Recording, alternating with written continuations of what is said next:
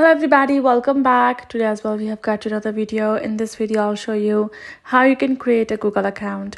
But before that, please do make sure to like our video, subscribe our channel, and yes, without any further delay, let's get started. For that, simply go ahead and access your Google profile. I'm going to go just tap on Google, tap on my profile on top right corner, tap on the switch account and tap on add another account. Tap on continue, tap on create new account.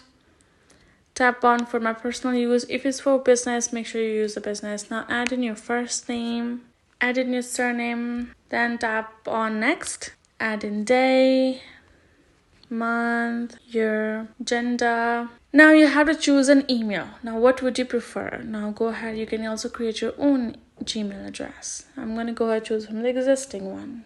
I like this one. Tap on next.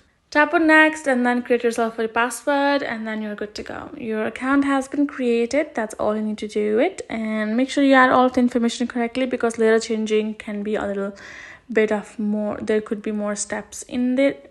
Can be a little lengthy for you to change again some information like your birth dates.